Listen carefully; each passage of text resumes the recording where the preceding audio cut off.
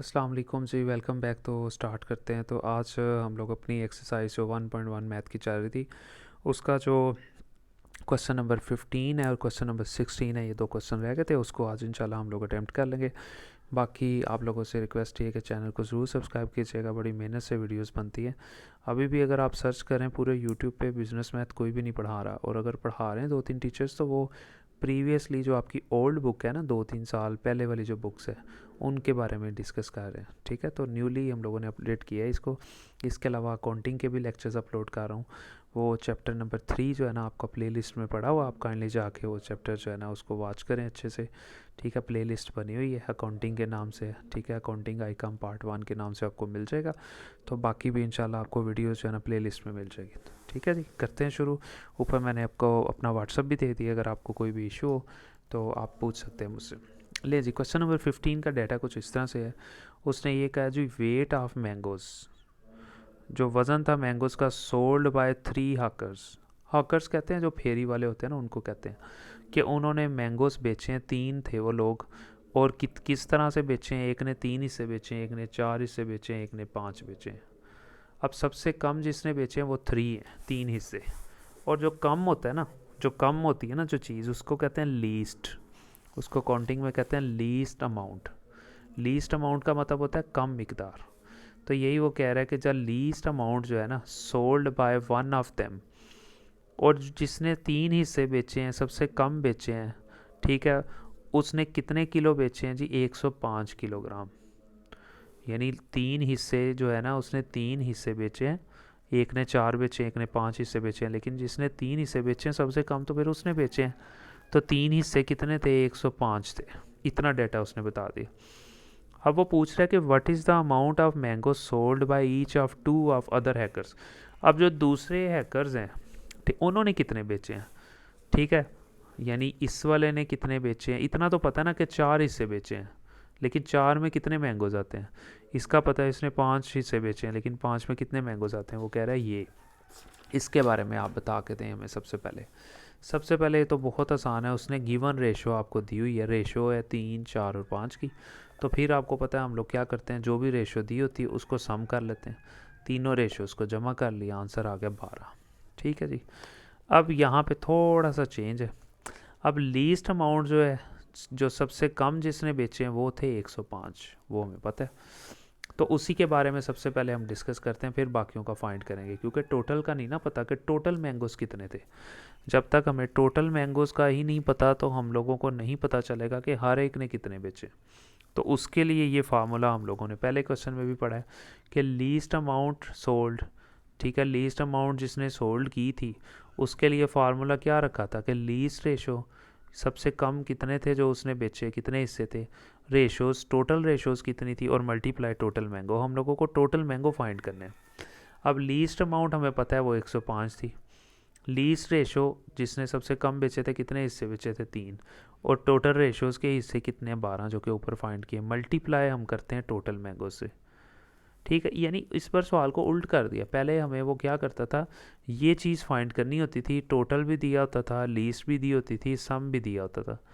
बस इस बार क्या किया उसने, ये दे दिया है, ये दे दिया है, ये दे दिया, टोटल नहीं दिया हुआ। तो फाइंड कर लेते हैं, फिर भी कोई मसला नहीं। ये 12 इधर डिवाइड हो रहा है, उधर जाके मल्टीप्लाई हो जाएगा। और 3 इधर मल्टीप्लाई हो रहा है, 3 इधर आके डिवाइड हो जाएगा। ये चीज़ मैथ अलजबरा। 105 को 12 से मल्टीप्लाई करके 3 पे डिवाइड किया तो 420 किलोग्राम हमारे पास आ गए टोटल मैंगोस। तो बहुत आसान हो गया, अब तो हमारे पास टोटल आ गए।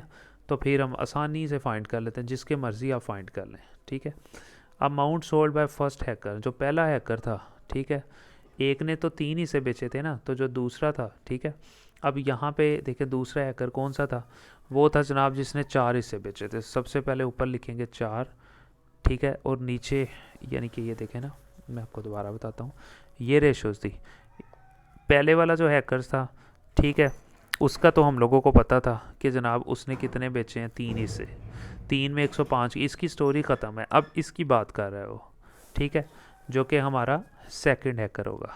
ये सेकंड हैकर। अब सेकंड हैकर के लिए सबसे पहले कितने हिस्से थे उसके? 4, डिवाइडेड बाय टोटल 12 थे। सम जो किया रेशियोज़ को, और मल्टीप्लाई टोटल मैंगोज़ जो हम लोग लिखते हैं, इस पर टोटल मैंगोज़ आ गए हैं वो हम लोगों ने लिख दिए। ठीक है जी। सो इसको इस पर मल्टीप्लाई करवा के इस पर डिवाइड करवा दें। इसी तरह हम लोगों ने थर्ड एकड़ की बात करनी है। तो थर्ड एकड़ की सबसे पहले अगर आप रेशियो देखो तो वो क्या थी 5, और टोटल रेशियोज़ कितनी थी 12। तो फिर इसी तरह हम लोग जैसा कि आपको पता है क्या लिखते हैं कि टोटल 5 को ऊपर रखा, थर्ड एकड़ की 5 रेशियो थी, नीचे टोटल 12 थी, मल्टीप्लाई टोटल मैंगोज़ कितने थे उनको बेचा जो। ठीक है, इसको इससे मल्टीप्लाई करवा के 12 पे डिवाइड किया तो हम लोगों के पास आ गए 175 किलोग्राम थर्ड हैकर ने बेचे थे। तो यहाँ पे हम लोगों का ये वाला क्वेश्चन जो है ना वो कंप्लीट हो गया। अब अगर हम बात करें अपने क्वेश्चन नंबर 16 की, तो वो थोड़ा क्या सबसे ज़्यादा डिफरेंट है, यानी सारे क्वेश्चन से ज़्यादा डिफरेंट है। यानी इस तरह का क्वेश्चन जो है ना वो आपको और कहीं पे भी नहीं मिलेगा, ये सबसे डिफरेंट है। अब एक एम्प्लॉई है, ठीक है, एक मज़दूर है, मतलब कि लाइक वो कहीं पे जॉब करता है, ठीक है, मुलाजम है, और उसको ना जाहिर है मुलाजमों को पता है एक अलाउंस मिलता है जिसको कहते हैं कन्वेंस अलाउंस। अगर मतलब उन्होंने एक जगह से दूसरी जगह जाना है तो ऑफिस वाले उसको कुछ अलाउंस दे देते हैं, चल यार ये पैसे रख ले, तो उन्हें एक जगह से दूसरी जगह जाना। या फिर अगर ऑफिस वालों के पास मकान नहीं है तो वो उसको ना ऑफिस वाले रेंट दे देते हैं कि यार ये तू रेंट ले ले, अपने मकान का दे दे, तो उसे कहते हैं rent allowance.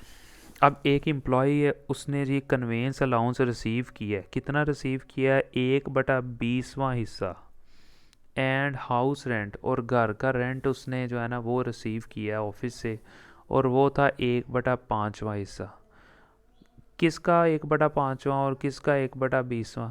Of his pay, जो उसकी असल पे थी ना, ठीक है, असल पे फॉर एग्जांपल जो भी थी, उसकी असल पे जो थी उसका जो 1/20वां हिस्सा है ना वो उसको मिला अलाउंस का, ठीक है, ट्रांसपोर्ट अलाउंस का, आने जाने का, कन्वेंस अलाउंस का, और हाउस रेंट 1/5वां हिस्सा है उसकी असल पे का। ये दो चीज़ें पहले समझनी है। उसकी असल पे फॉर एग्जांपल 100 रुपये है, तो 100 रुपये का 120वां हिस्सा उसको रेंट ये रिसीव मिला है, क्या नाम है, गाड़ी का अलाउंस, और जो 1/5वां हिस्सा है ना उस 100 रुपये का वो उसको रेंट मिला। अगर एम्प्लॉई 450 रुपये रिसीव करता है कन्वेंस अलाउंस, तो व्हाट इज़, अगर वो कहता है फॉर एग्जांपल उसका कन्वेंस अलाउंस 450 हो, ठीक है, तो फिर वो कह रहा है उसकी असल पे बता दें और हाउस रेंट और अलाउंस कितना मिला है वो बता दें। ठीक है जी, ये डेटा उसने कुछ दिया हुआ। अब हमें असल पे तो पता नहीं है, असल पे पता हो फिर तो मसला ही नहीं है। देखे ना, अगर असल पे 100 हो तो उस 100 का हम लोग 20% ले लें, इसी तरह अगर 100 अगर हो उसी का 5% ले लें, रेंट भी आ जाएगा, हाउस भी आ जाएगा, लेकिन असल पे ही नहीं पता। तो असल पे हम फ़र्ज़ कर लेते हैं कि उसकी जो टोटल पे है वो एक्स है। तो क्योंकि कन्वेंस अलाउंस क्या है, उसने कहा हुआ ना कि कन्वेंस अलाउंस जो है ना उसकी टोटल पे का 1/20वां हिस्सा है, तो उसकी टोटल पे क्या है एक्स, तो कन्वेंस अलाउंस क्या है 1/20वां हिस्सा किसका, ऑफ एक्स। एक्स का मतलब उसकी असल पे का, एक्स को 1 से मल्टीप्लाई किया, एक्स डिवाइडेड बाई 20। फिर उसने दूसरी बात की थी रेंट अलाउंस जो है ना वो 1/5वां हिस्सा है किसका, ऑफ किसका, उसकी असल पे का, और असल पे जो है हमने एक्स वर्स की है, 1/5वां हिस्सा एक्स का, तो एक्स को 1 से मल्टीप्लाई किया, एक्स डिवाइडेड बाई 5 आ गए यहाँ पे। फिर इसके अलावा कन्वेंस अलाउंस उसने यहाँ पे दिया हुआ है वो 450 था।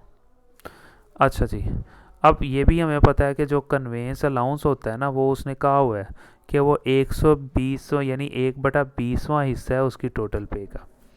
तो कन्वेंस अलाउंस हमें पता है 450 था, बराबर 120 वैसे रह, यानी 1/20 वैसे रह गया, और टोटल पे जो थी, ठीक है, वो हमारी एक्स थी, वो यहाँ पे आपके सामने आ गई। अब पहले एक्स फाइंड कर लेते हैं, एक्स का मतलब है टोटल पे, टोटल पे फाइंड कर लेंगे सब कुछ आ जाएगा। अब टोटल पे फाइंड एक्स करनी है तो वो एक्स है, ये 20 इधर डिवाइड हो रहा है, उधर जाके मल्टीप्लाई हो जाएगा, ये देखें जी, ये 20 उधर जाके मल्टीप्लाई हुआ, ये दोनों आपस में मल्टीप्लाई हुआ तो 9000 हो गया, और इधर ये खाली एक्स रह गया। सो एक्स की कीमत, एक्स का मतलब था टोटल पे, एक्स हमारा क्या आ गया 9000। ठीक है, अब 9000 हमारी आ गई असल पे, तो 9000 का 20% ले लें, कन्वेंस आ जाएगा, और 9000 का ही आप देख सकते हैं कन्वेंस अलाउंस तो वैसे भी उसने दिया हुआ है। तो रेंट फाइंड करना है, तो रेंट तो बहुत आसान है, रेंट अलाउंस का क्या था x/5, यानी x का मतलब टोटल पे का 5वां हिस्सा, तो वही सिंपल। तो टोटल पे का मतलब एक्स था, एक्स कितनी थी 9,000, नीचे 5, तो 5 को 9,000 पे डिवाइड किया तो 1,800 रुपया जो है ना वो उसका रेंट अलाउंस था। मतलब कि बहुत आसान है। फॉर एग्जांपल देखें ना, यहाँ पे नॉर्मली ये होता है कि फर्स्ट जिस चीज़ की हम लोगों ने रेशो फाइंड करनी होती है ना, अब फॉर एग्जांपल मैंने एक फर्स्ट पर्सन था, उसकी एक रेशो फाइंड करनी, मैंने लिखा जी फर्स्ट पर्सन, ठीक है जी, फर्स्ट पर्सन है, उसने कितने पैसे कमाए। अब मैं अगर कहता हूँ कि फर्स्ट पर्सन जो है ना, ठीक है, अपने पास से मैं एक रेशो फर्स्ट कर लेता हूँ ताकि आपको थोड़ा सा ना एग्जांपल समझ आ जाए। मैं कहता हूँ 3 लोग हैं, एक ने 2 हिस्से प्रॉफिट वसूल किया, ठीक है, एक ने 4 किया और एक ने, ठीक है जी, 5 किया।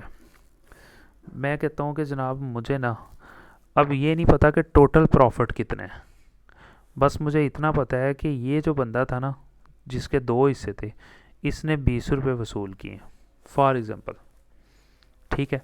सबसे पहले ये रेशोज़ आ गए हैं, इन रेशोज़ का सम कर लें, इकट्ठा लिख लें, 4 5, तो आप देख सकते हैं 5 और 4 9, और 9 और 2 आ गया जी 11, ये आ गया जी 11। और साथ में मैं ये बता दिया कि ये जो बंदा था ना जिसके 2 हिस्से थे, उसने 20 रुपये वसूल किए हैं, जिसको हम कह सकते हैं फर्स्ट पर्सन। अब वो पूछता है कि इन दोनों ने कितने वसूल किए हैं, तो उसके लिए तो ज़रूरी है ना हमारे पास टोटल प्रॉफिट हो, तो वो तो है नहीं। तो फिर क्या करते हैं, सबसे पहले जिसका डाटा गिवन होता है ना उसे हल करते हैं। अब ये लिखा हुआ है फर्स्ट पर्सन प्रॉफिट